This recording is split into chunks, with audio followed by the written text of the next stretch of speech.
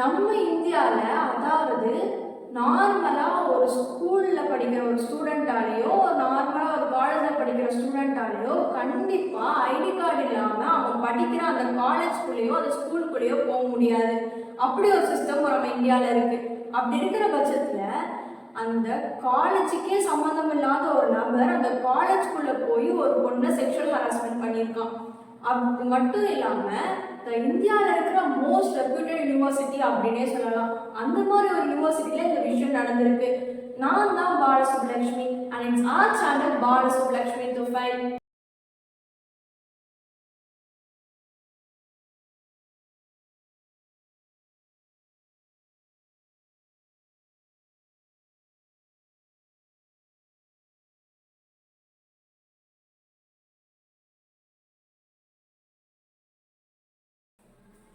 கண்டிப்பாக நம்ம சின்ன வயசுலேருந்தே நம்ம பேரண்ட்ஸ் நமக்கு சொல்லி வளர்த்துருப்பாங்க, நீ நல்லா இப்போ படித்தா அப்படின்னா கண்டிப்பாக ஒரு நல்ல யூனிவர்சிட்டியில் போய் படிக்கலாம், நீ நல்ல மார்க் எடுக்கலாம் அப்படின்னு சொல்லிட்டு நிறைய சொல்லியிருப்பாங்க.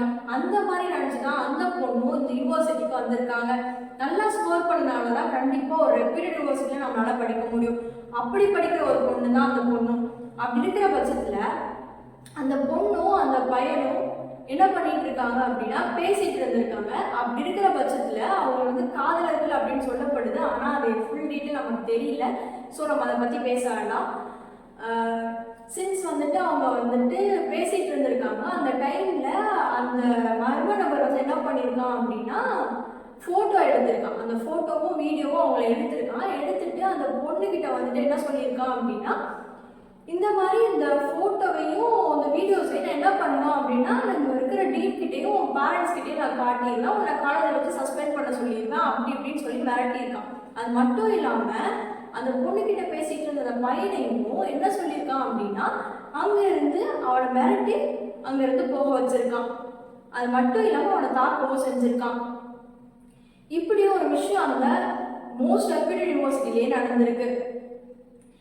இதை அந்த பொண்ணு வந்து என்ன பண்ணியிருக்காங்க அப்படின்னா நம்மளுடைய தமிழ்நாட்டில் இப்போ ஒரு விஷயம் நடந்திருக்கு அப்படின்ற பட்சத்தில் அவங்க வந்து தனக்கே அந்த விஷயம் நடந்திருக்கு அப்படின்ற பட்சத்தில் அவங்க தைரியமாக முன் வந்து அதை வந்து ஒரு கம்ப்ளைண்ட்டாக நம்ம தமிழ்நாட்டில் இருக்கிற போலீஸ் ஸ்டேஷன், அதாவது கோட்டூர் போலீஸ் ஸ்டேஷனில் வந்துட்டு கம்ப்ளைண்ட் பண்ணியிருக்காங்க. அதில் அந்த மர்ம நபர் யார் அப்படின்னு நமக்கு தெரிஞ்சிருக்கு. அவன் தான் ஞானசேகரன். அந்த ஞானசேகரன் வந்து என்ன பண்ணியிருக்கான் அப்படின்னா இதையே அவன் வேலையாக வச்சுட்டு இருந்திருக்கான். அங்கே இருக்கிற ஒரு காம்பவுண்ட் வால் வந்து இடிஞ்சு விழுந்திருக்கும் அப்படின்ற மாதிரி சொல்லப்படுது. அந்த வழியாக அவன் உள்ளே வந்திருக்கான். உள்ளே வந்துட்டு அந்த பொண்ணுக்கிட்ட வந்துட்டு ஃபிசிக்கல் ரிலேஷன்ஷிப்பில் நீ எப்பவும் இருக்கணும் அப்படின்ற மாதிரி சொல்லியிருக்கான். அதாவது அந்த மிரட்டுற டைமில் ஒரு காலும் அவனுக்கு வந்திருக்கு. அந்த காலில் வந்துட்டு என்ன சொல்லியிருக்கான் அப்படின்னா, சார் அந்த பொண்ணை நான் இப்போ மிரட்டிட்டு இருக்கேன் அப்படின்ற மாதிரி சொல்லியிருக்கான்.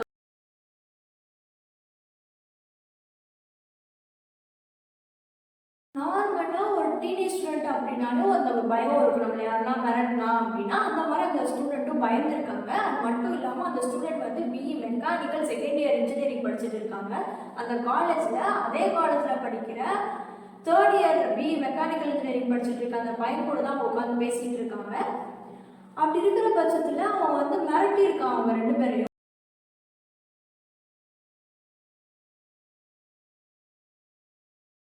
இந்த கேஸை விசாரிக்க நம்மளுடைய வரலட்சுமி அப்படின்றவங்க, அதாவது அதிமுகவில் சேர்ந்த ஒரு அட்வொகேட் வந்து என்ன பண்ணியிருக்காங்க அப்படின்னா நம்ம ஹைகோர்ட்டில் கேஸ் ஃபைல் பண்ணியிருக்காங்க. என்ன ஃபைல் பண்ணாங்க அப்படின்னா இந்த கேஸை வந்து சிபிஐ விசாரிக்கணும், அப்போ தான் அதோடைய முழு தகவல் நமக்கு வெளியே வரும் அப்படின்ற மாதிரி அவங்க சொல்லி என்ன பண்ணியிருக்காங்க அப்படின்னா அந்த கேஸாக ஃபைல் பண்ணியிருக்காங்க. நம்மளுடைய ஹைகோர்ட்டே முன் வந்து அந்த கேஸை வந்து எடுத்து விசாரிச்சாங்க.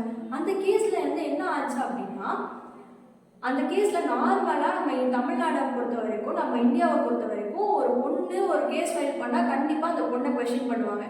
நீ ஏன் நைட் நேரம் வெளியே போகிற, நீ ஏன் வந்துட்டு காலேஜ் படிக்கிற டைமில் நீ ஏன் வந்து ஒரு ரிலேஷன்ஷிப்பில் இருக்கிற அப்படின்னா நிறைய கேள்வி ஒரு பொண்ணை பார்த்து கேட்குறது உண்டு. அப்படி அந்த பொண்ணை பார்த்து நிறைய கேள்வி கேட்டாங்க. அது வந்து அந்த பொண்ணோட உரிமை அப்படின்ற மாதிரி நம்மளுடைய ஹைகோர்ட் சொல்லியிருக்காங்க.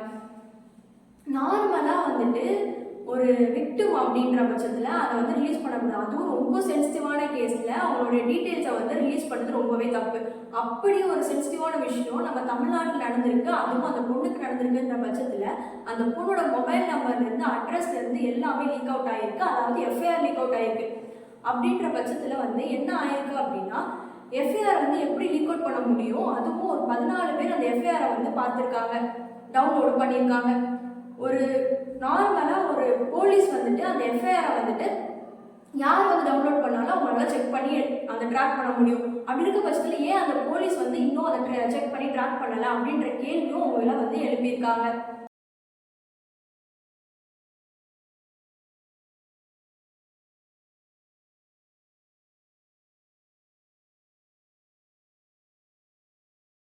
மட்டும் இல்லாமல் நம்மளோட ஹைகோர்ட் வந்து என்ன சொல்லியிருக்காங்க அப்படின்னா, அந்த பொண்ணு படித்து முடிக்கிற வரைக்கும் அந்த பொண்ணுக்கிட்ட இருந்து நீங்கள் எந்த ஃபீஸும், அதாவது டியூஷன் ஃபீஸாக இருக்கட்டும், ஹாஸ்டல் ஃபீஸாக இருக்கட்டும், நீங்கள் எதுவும் வாங்கக்கூடாது அப்படின்னு சொல்லியிருக்காங்க. அதுவும் அந்த பொண்ணு கடைசி வரைக்கும் அந்த காலேஜில் நல்லபடியாக படித்து முடிக்கணும் அப்படின்ற மாதிரியும் அவங்க சொல்லியிருக்காங்க. அது மட்டும் இல்லாமல் அந்த ஞானசேகரன் யார் அப்படின்னா, காலையில் வந்து பிரியாணி வியாபாரம் பார்க்குறான் அப்படின்ற மாதிரி சொல்லப்படுது. ஈவினிங் வந்துட்டு இந்த மாதிரி நிறைய விஷயத்துல அவன் வந்து ஈடுபட்டிருக்கான். அது மட்டும் இல்லாம அது ஞானசேகரன் தான் அப்படின்னு சொல்லிட்டு அவங்க எப்படி கண்டுபிடிச்சாங்க அப்படின்னா, அவனோட டிஷர்ட்டை வச்சு கண்டுபிடிச்சிருக்காங்க. அந்த டிஷர்ட் வந்து அந்த பொண்ணுகிட்ட அந்த போலீஸ் எல்லாம் கேட்டிருக்காங்க, யார் இந்த பையன், எப்படி இருப்பான் அப்படின்னு சொல்லி விசாரிச்சும் போது அந்த டிஷர்ட் வந்து இந்த கலர் அப்படின்னு சொல்லிட்டு அந்த பொண்ணு சொல்லியிருக்காங்க. அந்த டிஷர்ட்டை வச்சு அந்த பையனை வந்து கண்டுபிடிச்சிருக்காங்க. அதாவது அந்த 37 வயசு இருக்கும் அந்த மர்ம நபருக்கு. அந்த ஞானசேகரனுக்கு 37 வயசு இருக்கும். அந்த ஞானசேகரனை வந்துட்டு டிஷர்ட்டை வச்சு கண்டுபிடிச்சிருக்காங்க. கோட்டூர்புரத்தில் இருக்கிற ஒரு பிரியாணி கடையை வந்து அவன் நடத்திட்டு இருக்கான் அப்படின்னு அவங்களுக்கு தெரிய வந்தது.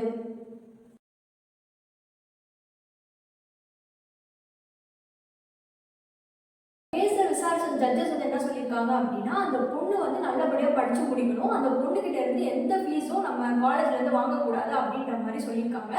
அந்த கோர்ஸையும் அவங்க கம்ப்ளீட்டாக முடிக்கணும் அப்படின்ற மாதிரி சொல்லியிருக்காங்க. எஃப்ஐஆர் காப்பி வந்து ரிலீஸ் ஆனதுனால, அதாவது லீக் அவுட் ஆனதுனால என்ன ஆயிருக்கு அப்படின்னா, அந்த பொண்ணு பற்றின டீட்டெயில்ஸ் எல்லாம் வெளிவந்திருக்கு. இது வந்து நம்மளோட இந்தியன் பீனல் கோட், அதாவது முன்னாடி இந்தியன் பீனல் கோடுன்னு இருந்துச்சு, இப்போ பிஎன்எஸ் அப்படின்னு சொல்லிட்டு மாற்றிட்டாங்க. இப்போ பிஎன்எஸ்ல செக்ஷன் 72 படி என்ன சொல்லியிருக்காங்க அப்படின்னா, ஒரு விக்டிம், அதாவது ஒரு சென்சிட்டிவான கேஸில் ஒரு விக்டிம் உன்னோட நேமை வந்து ரிலீஸ் பண்ணக்கூடாது அப்படின்றது ஒரு நார்மலாக இந்தியாவில் இருக்கிற ஒரு சட்டமாக பார்க்கப்படுது. அப்படி இருக்கிற ஒரு சட்டத்தை பட்சத்தில் இப்படி ஒரு விஷயம், அதாவது ஒரு ரொம்ப சென்சிட்டிவான கேஸில் அவங்க வந்து டீட்டெயில்ஸை லீக் அவுட் பண்ணியிருக்கிறது ரொம்பவே ஒரு தப்பான விஷயம் அப்படின்ற மாதிரியும் நம்ம ஹைகோர்ட் சொல்லியிருக்காங்க. இப்படி அந்த விஷயம் லீக் அவுட் ஆனதுனால அந்த பொண்ணோட சேஃப்டிக்கு வந்து பாதுகாப்பு கொடுக்கணும் அப்படின்ற பட்சத்துலையும் அவங்களோட பேரண்ட்ஸோடைய மனநிலைக்கும் அவங்க பேரண்ட்ஸ்க்கான சேஃப்டினஸையும் பார்த்துக்கணும் அப்படின்ற மாதிரியும் ஹைகோர்ட் சொல்லியிருக்காங்க. அது மட்டும் இல்லாமல்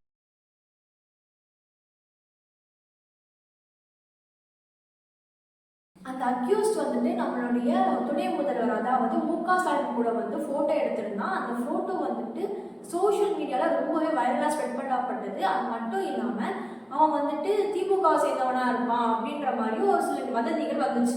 அப்படி இருக்கிற பட்சத்தில் அந்த கேள்வியும் ஜட்ஜஸ் முன்னாடி முன்வைக்கப்பட்டது. அப்போ வந்து இருக்கிற ஜட்ஜஸ் என்ன சொன்னாங்க அப்படின்னா, நார்மலாக நாங்கள் வெளியில் போனால, அதாவது ஒரு செலிபிரிட்டிஸ் வெளியே போனாவே என்ன ஆகும் அப்படின்னா, அங்கே இருக்கிற பப்ளிக் க்ரௌட் இருக்கும், அங்கே நார்மலாக பப்ளிக்ஸ் வந்து ஃபோட்டோ எடுக்கிறது நார்மலான ஒரு விஷயம், அதையும் இந்த கேஸ் கூடயும் மர்ஜ் பண்ண வேண்டாம் அப்படின்ற மாதிரியும் சொல்லப்பட்டது. அது மட்டும் இல்லாமல் இப்படி பொண்ணுங்களுக்கு நிறைய விஷயம் நம்ம தமிழ்நாட்டிலையும் இந்தியாவில் நடந்துட்டு இருக்கு. 2012ஆம் ஆண்டு நிர்பயா கேஸுக்கு அப்புறம் நம்ம தமிழ்நாட்டிலேயே ஒரு நிர்பயா அப்படின்றது வந்து இப்போ வரைக்குமே ரொம்பவே மேசிலிக்க வச்ச ஒரு விஷயமா பார்க்கப்படுது. அது மட்டும் இல்லாமல் இப்படி ஒரு விஷயம் இனிமேல் நம்ம தமிழ்நாடு நடக்காத அளவுக்கு இந்த கேஸில் நமக்கு ஜட்ஜ்மெண்ட் வரணும் அப்படின்ற மாதிரி எல்லா பொண்ணுங்களும், அதாவது நம்மளுடைய தமிழ்நாட்டை சேர்ந்த நம்ம இந்தியாவில் சேர்ந்த மாணவ சங்கம் வந்து இந்த கேஸுக்காக போராடிட்டு இருக்காங்க.